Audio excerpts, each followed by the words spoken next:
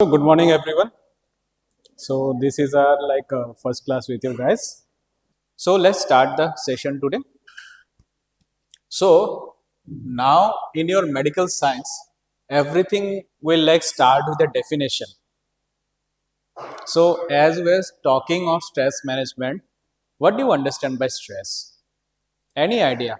It is just an interactive class. That is another parts of being in MBBS. Okay, classes will be and should be interactive. That is, lecture is like an one-way communication. Only like the person who is imparting the lecture, he will be speaking, he or she will be speaking, but it is not like that. Here we will be exchanging. Okay. So first let me know what you understand by stress. Anyone, please? Feeling of burden. Okay. Very good. Anything? Anything else you want to add?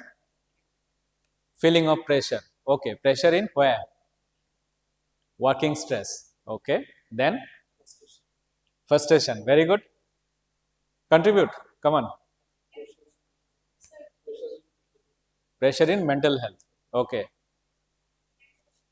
Exhaustion. Okay. Then depression. Okay. Then so that part is important. External. So it is like a force. Okay. So stress is like a force which, so see, there are usually two parts of stress. One is to make yourself aware of the environment also, right? Currently, you might be stressful, I might be stressful that I have to impart the lecture in front of all the students. So it is stressing me out. What I will do for it? I will arrange my lectures, I will do my study and I will then impart the lecture, right? From your part, what will you do? Say if sir asks some question, I will not be able to answer it. So I have to be attentive. Okay. So that is a productive stress, right? So stress is what that makes us aware of the environment. First point.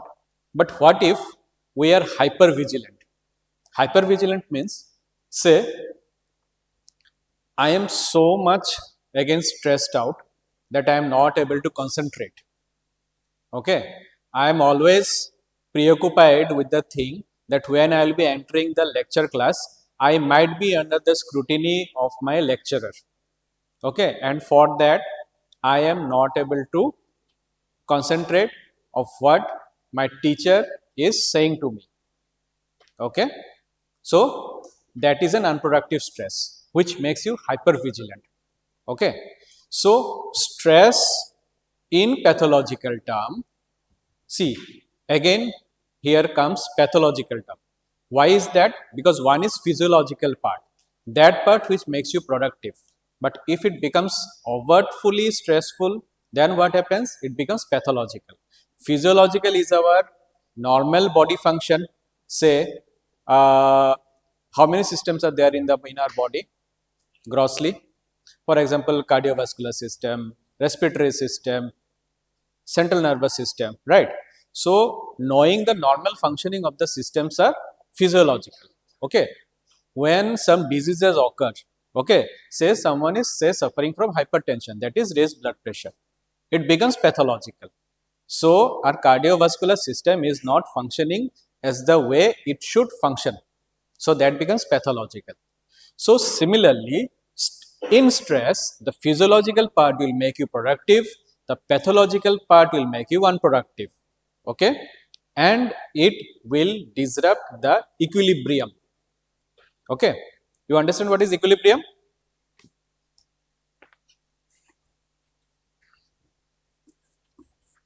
Disruption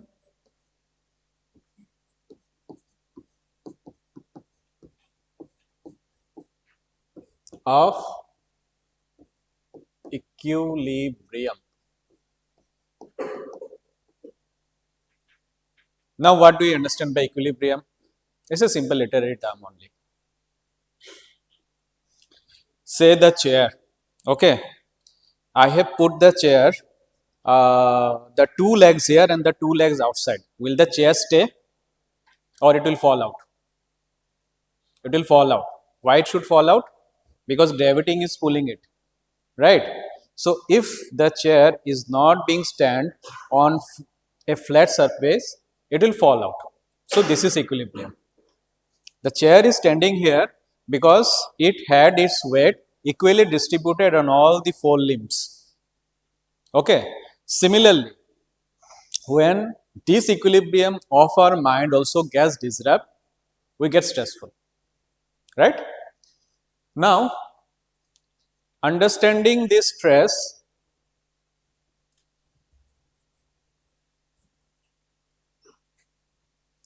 let's come to the signs or symptoms. That is, how do we understand that we are under stress?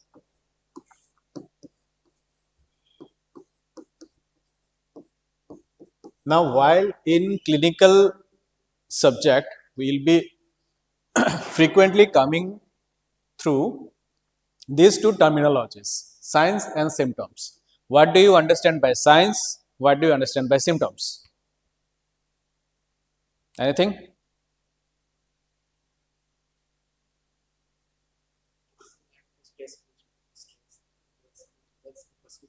Hmm.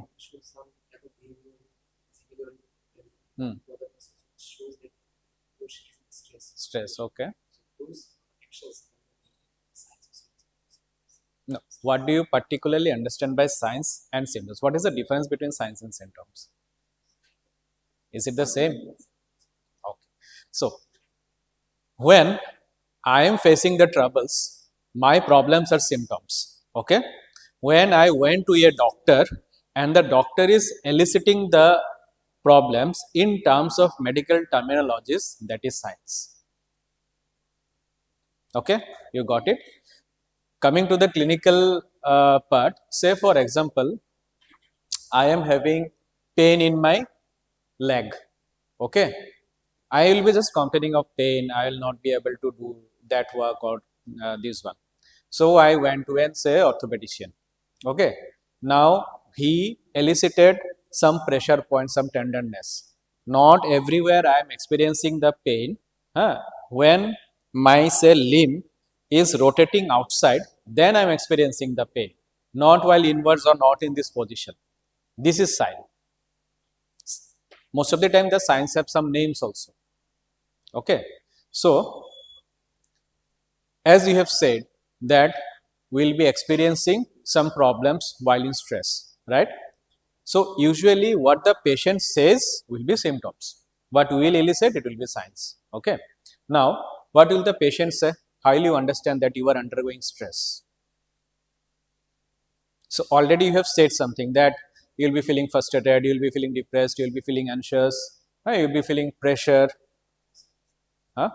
So, these are mostly symptoms. Okay. Now, if you elaborate it,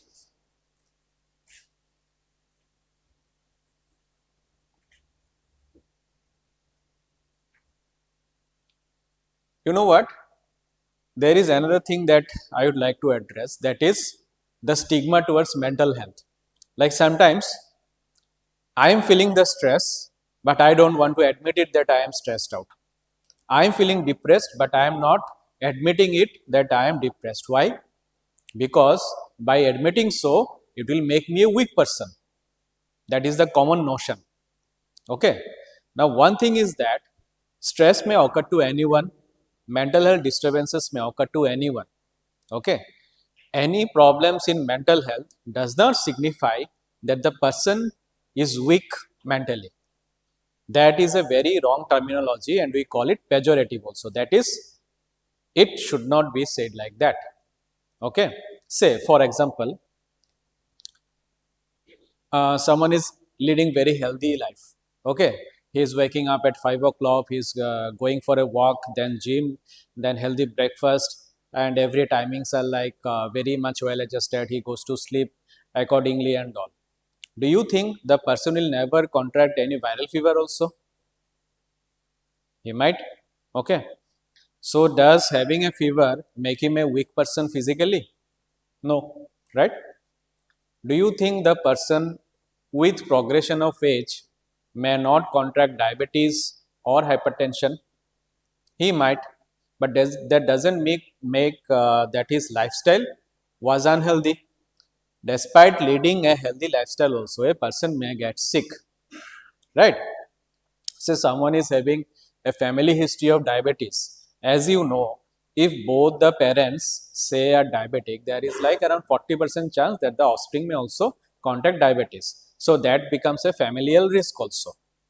You may lead a healthy lifestyle, but you may have diabetes. The healthy lifestyle is going to protect you. Okay. So if someone is having diabetes also, with healthy lifestyle, he can have a very good glycemic control. That is, his sugar level will be under control, along with help with medicines if required. Okay. So what happens is that sometimes in mental health, for the physical health, sometimes we tend to talk about also, right?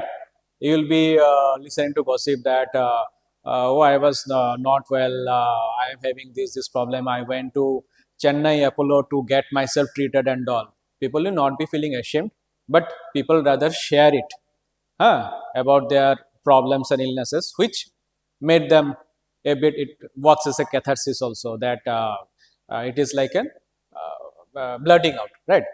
But if someone says, oh, I was so much sad during these times, I was not able to do anything, I was not able to concentrate on my task, whatever I used to think that whatever I will do, I will be a failure.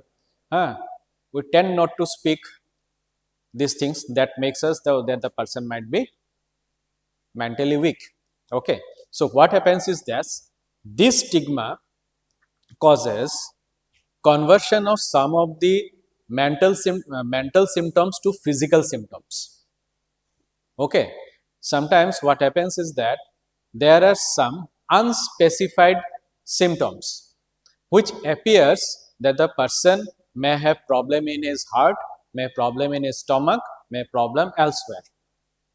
And the person keeps on rushing to doctors, changing his physicians continuously, doing repeatedly investigations and all, but no result. Most of the investigations, they come within normal limit, and the person keeps on wondering what has actually happened to me. Why none of the doctor is able to diagnose my problem? What is going on? Okay. So here comes another interesting part, that is called somatic symptoms.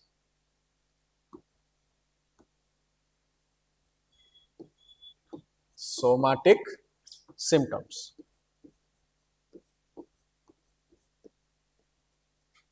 Actually, the full form was psychosomatic. Now, most of the terms here, as you will be going through, you guys will be going through your medical science period, you will be encountering many terms like this which are derived from Greek or Latin verses or terminologies. Okay. So, here in Latin, psych means mind. Okay. Soma means body. So, here comes another popular term. We tend to sometimes derogate others now, oh, he is a psycho, she is a psycho. This is again a wrong terminology. Psych means body, psych means mind actually in Latin terms and all. What happened is that in during the early part of the 20th century, it was converted to psych to psycho. That meant the person who is not behaving normally. Okay. So that was actually a wrong derivative, but it was so much popularized in literature and movies that it becomes synonymous with a person who is having mental instability. Okay. So from now on, learn the right word. Psych means mind and soma means body.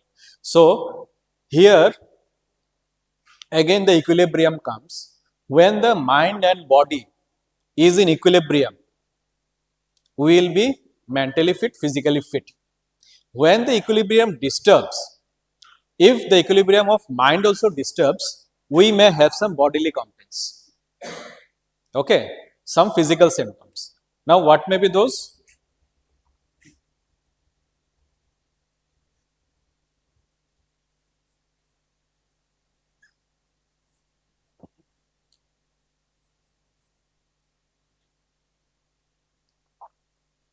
Physical symptoms.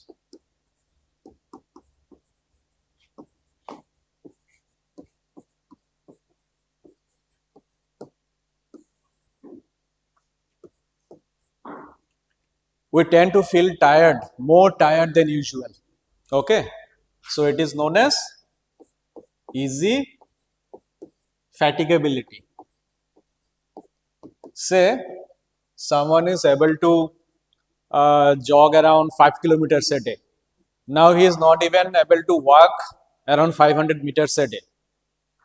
Just after starting of the walk, he gets burdened. He feels so much tired, then he has to rest, and then he has to quit in between. So he starts getting fatigue easily. Easy fatigability or lethargy. Okay. Second one has been said by someone here, difficulty in concentration, right?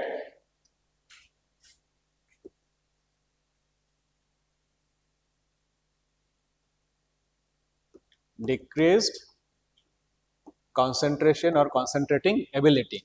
What happens is that whenever I will pick up a book, after reading some pages, I will not be able to proceed further. I will not be able to concentrate. Even it will be difficult for me to understand what is being written, to process the information. Okay, and then I will be like more frustrated that I am not able to concentrate. My work performance is like deteriorating. I am not able to understand that what is happening to me. Okay.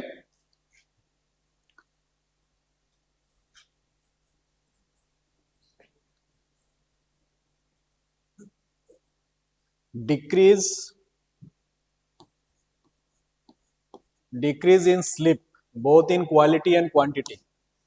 Okay, so the person, as he or she is getting easily fatigued, he feels like lying down most of the time at the bed. Even after the morning, when he should get up or start the day, he is not able to get up. He just feels like lying throughout the day. But what happens is that after going to bed also, he is not able to sleep. He keeps on thinking about the things that has been going on, about the past events, what has been wrong by his in his life and all, and he gets a very late onset of sleep. Or sometimes even after getting sleep also, he is like waking up very frequently and not able to feel asleep again. He is waking up early, but again not able to leave the bed. Okay, so these are all decrease in quality of sleep and also the quantity of sleep. He may appear to like lie down most of the time, but he will say, I'm not resting, I'm not sleeping, I'm feeling tired. On the next day, I'm not able to start my day, I'm not able to concentrate. Okay. Apart from sleep, there will also be changes in his appetite. Okay. Previously, I was so excited with food, but now even if someone invites me to a very good restaurant also, I don't feel like eating. What will I do going out there? I am not able to eat anything. After taking something, I feel like I am full. I have this gastric problem. After eating something, I have this bloating sensation. Okay. Sometimes the bowel habits also change. People suffer from constipation, or alternately constipation, loose motion, like this. Okay. So there will be change in sleep and appetite, and also in some other biological function, like what I have said, like in bowel habits, complaints of constipation and all. Okay, so these are the mostly somatic complaints one may uh, come through. Apart from this, someone will complain of increase in heart rate also. That now I was able to like go through a tremendous amount of stress previously, but now even the slightest of the activity startles me. I am not able to decide what I am going to do. Okay, and my heart just jumps out. It comes, I feel like that it is in my throat. I'm not able to breathe. I start on perspirating, and I start sweating. Okay, so these are sometimes people encounter which is known as panic attacks. Okay, for that, what we usually do, that there might be some trouble in my heart. Why am I getting so much of palpitations, okay, and breathing difficulties, then giddiness and all? So what usually we do? We usually go to a general practitioner or a cardiologist, and we keep on like doing the tests, ECG, 2D echocardiography, heart rate monitoring, blah blah. I have spent like 10,000 rupees on investigations, but nothing of value. Nothing has come out. So why is it happening? And when the attacks come, I feel like that I am going to collapse and die. What will happen if this occurs in a place where no one is out there, or say in a market where I don't have anyone known around me? So I will be just falling, and no one will be even taking to hospital also. So that fear also starts gripping oneself. Okay, so this is one of the physical symptoms, and another one is again the GI symptoms. Okay, so these are the two most common systems that are involved. And apart from this, some also complain of one like say tingling and numbness sensation in the limbs. They will complain of that. I feel like burning. My hands are burning. My toes are burning. Okay, my feet are burning. So these also happens when the central nervous system get involved. So these are all the physical symptoms of stress. And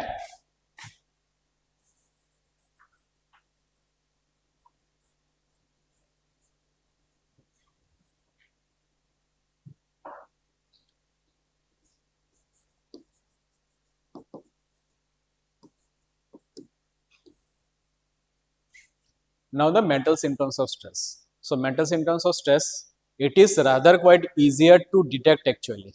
Detect actually by oneself. But what happens is that sometimes the person in mild phases, it doesn't becomes too much apparent to the other people rather than like close friends and all. Okay, say the person is not able to say perform properly, the person is getting very much jittery while someone is asking a question. This may be the signs of stress. Okay, not getting enough motivated. huh?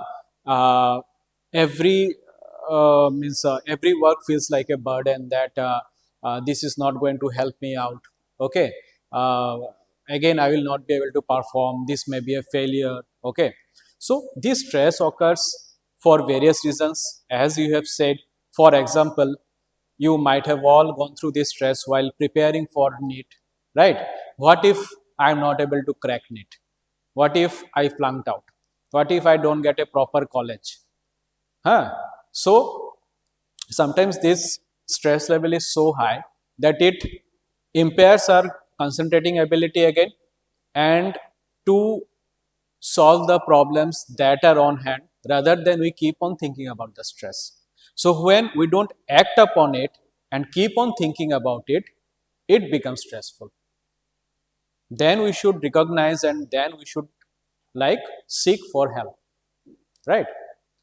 Okay, till now any questions or anything you want to add or contribute? Okay,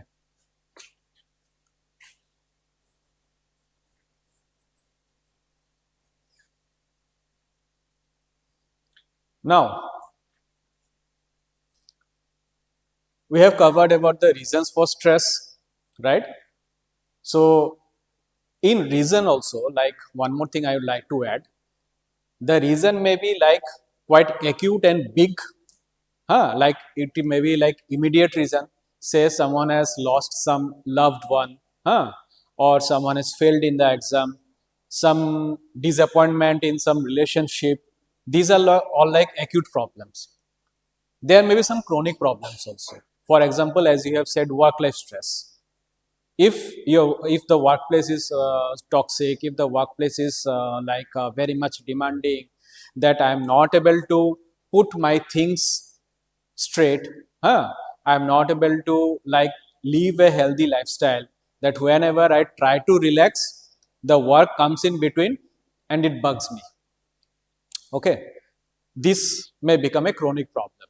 So when any chronic problem, be it of lesser severity, keeps on continuing, sorry, keeps on continuing for a long period, it may give rise to stress reactions in form of anxiety disorder or depressive disorder. Okay, so here comes one thing, that sometimes some people complain that everything is fine, my family is good, everyone is so supportive, but why am I feeling so? What happens is that sometimes the chronic stress, when it is a chronic one, would tend to ignore that part. Say something, some unhealthy thing is going on in my college, in my office, but I'm ignoring that part and I'm keeping on along with the stress. Okay, I am not coping it properly. I am just moving along. So that keeps on putting dent on my confidence, on my mental capacity, and then we may face some anxiety or depressive symptoms. Okay, so acute versus chronic. Acha, by the way, what do you understand by acute and what do you understand by chronic?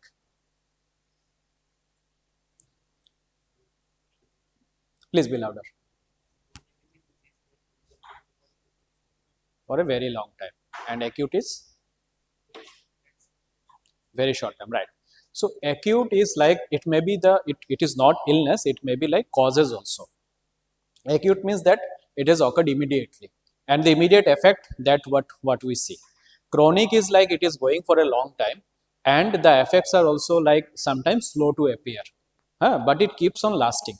Sometimes in acute stress or what happens is that we feel stressed out for a brief period of time, but after that we may recover from that part spontaneously without any help also.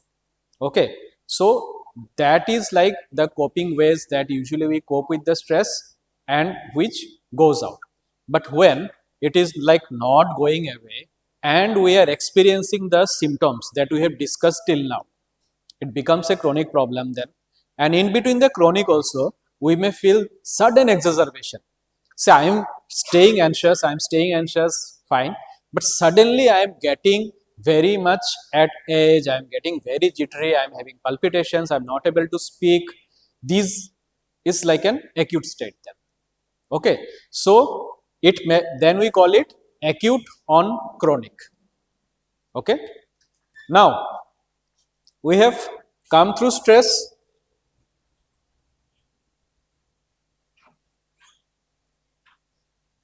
How to manage it? Acha, tell me, what is the first step of solving a problem? Detecting it. Very good. Before detecting it also, it is like accepting it, that the problem is there. If I will not accept that the problem is there, will I try to detect the problem? No. So let's first accept it, that I am stressed out.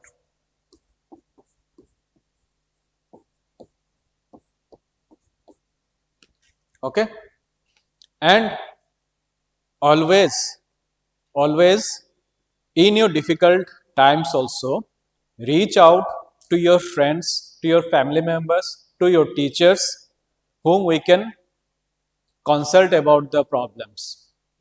Say I am feeling all the problems that we have discussed, but these are like not much apparent to others. A teacher is coming or seeing you like once or twice a week during the lecture period. The teacher may not know what you are going through in your personal life, right? Say you are staying in hostel now and you are visiting your home say once a week or once a month. While you are at home, you are like in a very comfortable place and everything is like it just goes away. You are relaxing there and your parents are also not able to detect that you are under stress. Now who comes here? That is your friends here, right? The friends with whom you people are staying. So whenever you will be seeing that someone is under stress or behaving the way the performance has deteriorated, the interaction pattern has deteriorated, okay, the person is staying quite aloof, is not interacting much, or always needs some support and reassurance to continue on his even simple to simple tasks also, you should talk to him. That is talk first, right? Talk first approach. Then we should try to like point out that what is the problem actually going on, what is making the problems the person stressed out. Okay, so then is accept it, detect it, analyze it, make a contingency plan how to solve it. Then comes action phase. Now is the time to act upon. Okay, and after that we have solved the problem. Then comes one of the most important part, that is maintenance.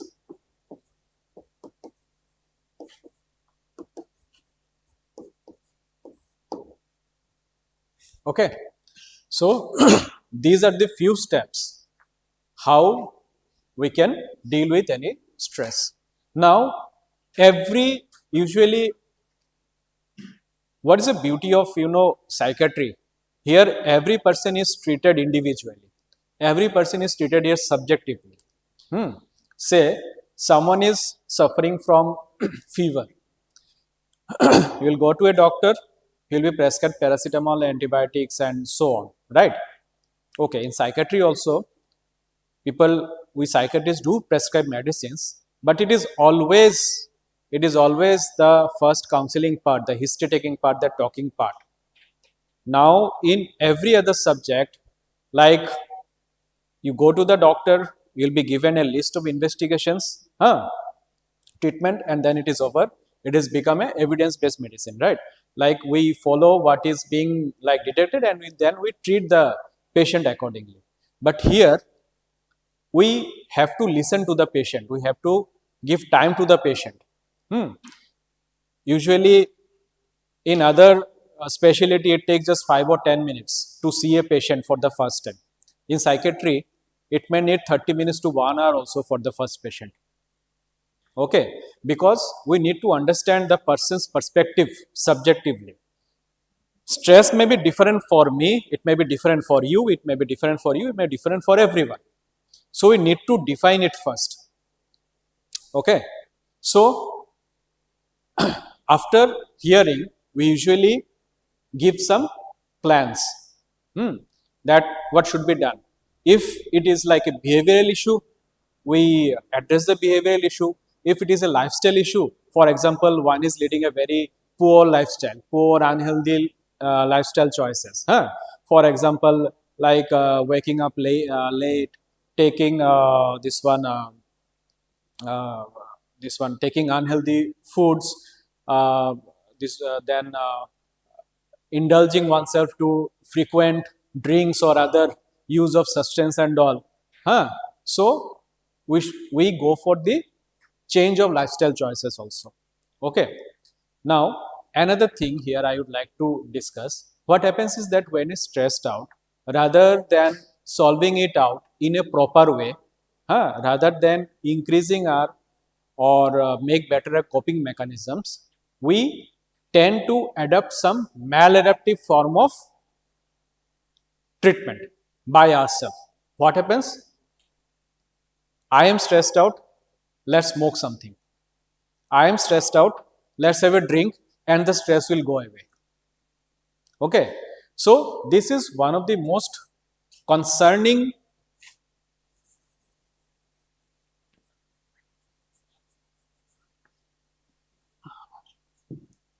concerning thing about stress management.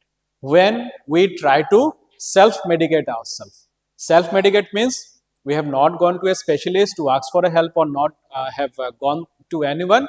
Rather than let's take a bottle of beer to distress myself. Okay.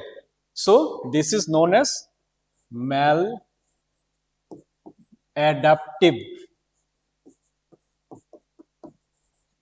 method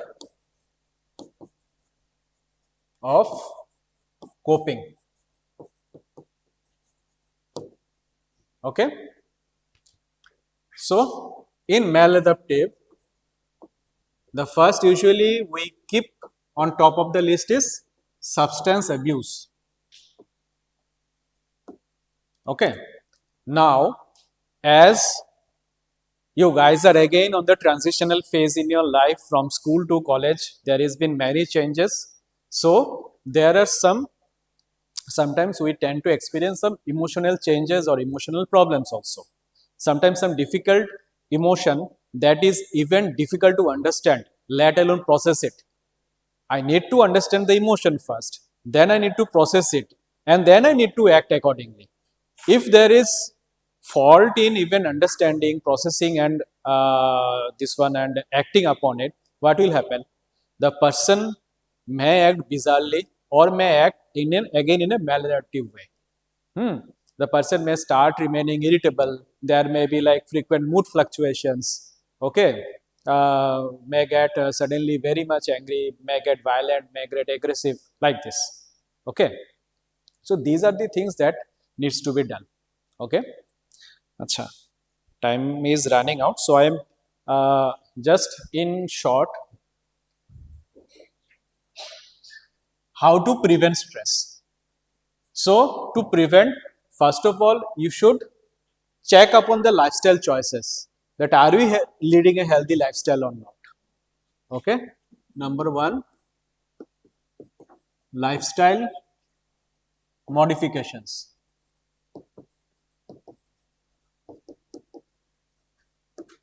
Okay, that is to take adequate exercise. Adequate exercise doesn't mean that one should go to the gym regularly and build up muscles. That is not called taking exercise. Regular aerobic exercise 150 minutes per week is enough to keep you healthy.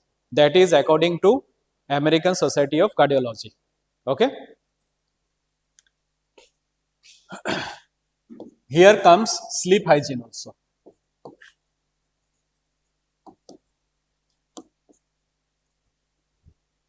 We take care of our body, we bath regularly, right? So, our sleep also requires some hygiene measures. What are those? The timing of sleep should be constant. That is like you should go to bed at a particular time and wake up at a particular time also. There should be like no usage of any screens, at least half an hour prior to sleep, but try to do it 1 hour prior to sleep. Screen means, what do you usually do? Oh, now I have to go to bed. Let's surf on something. What's going on today? Okay. Now, when you keep on surfing, one is that it stimulates our chain of thought. Second is that we are creatures, we human beings, we tend to sleep during the night and wake during the daytime. Why is that? Because there are some system in our bodies, some hormones are there which will like get activated during the night time, which will make us asleep, and during the daytime there are some wake promoting agents which will keep us awake. Now if we keep on use the screen, the light source will inhibit the building up of the sleep inducing agents. Okay, and that is the reason that chronic use of phones and all will make our sleep hygiene poor. Okay, second. Third is that the meal should be appropriate. It should not be like very heavy, it should not be like very light also. Okay, and the place that is assigned for sleep, it should be like assigned for sleep only, and nothing should be done and in that place. That is, we tend to sleep on the same bed, we tend to gossip on the same bed, we tend to read on the same bed, we tend to munch on the same bed. don't do it. Once it is like condition for sleep, whenever you will be lying down, you will get your sleep instantly. Okay. So these are the lifestyle modifications. So thing is that here in your curriculum also, it has been emphasized that exercise and yoga, this should be like be in your daily routine to keep you mentally fit and strong to distress yourself. Okay. There are rest other things that are to be discussed, but in different classes. Okay. These are the basic of stress, what is stress, how to recognize stress and how to deal with it. Okay. Now, when we will be gradually transitioning to our specialty classes, then we will discuss every condition in details. So, thank you. Have a good day.